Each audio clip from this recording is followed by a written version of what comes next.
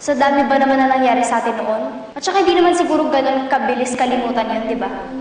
Tinupad nung falling star yung wish ko. Ibig sabihin, mahal mo ako. Angela, hindi talaga tayo pwede.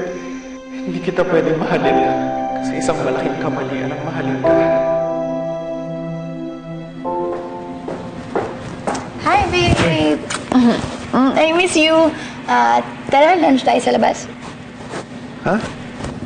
Kaka-breakfast lang natin kanina. Isa pa, dami kong kailangan gawin eh. Babe, kahit 45 minutes lang. Tara! Sorry, hindi talaga pwede.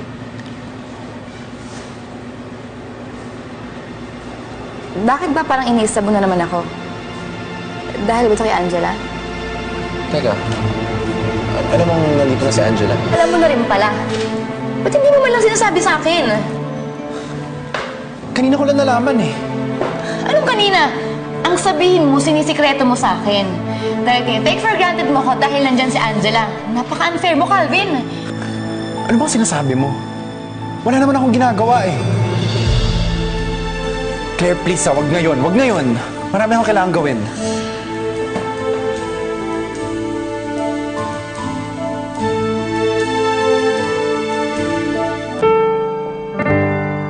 Hi, babe! Hello? Coffee naman tayo sa labas. Quality time lang. Sinabi ko naman sa'yo kanina, di ba? Busy ako. I have a deadline to meet.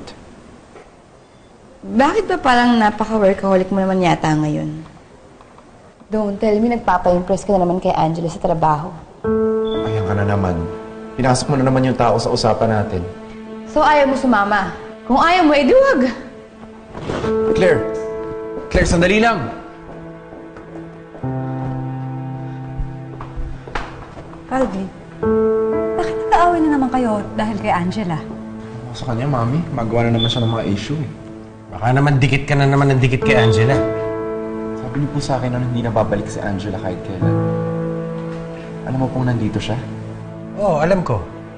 Ikaw, baka naman nakakalimutan mo na kung bakit kinailangan niyang umalis sa atin. Pwede ba, Calvin? Huwag ka nang gumawa ng gulo. Kahit sa isang lugar lang kayo nagtatrabaho ni Angela, ayokong malaman na nakikipagmabutihan ka sa kanya. Naintindihan mo?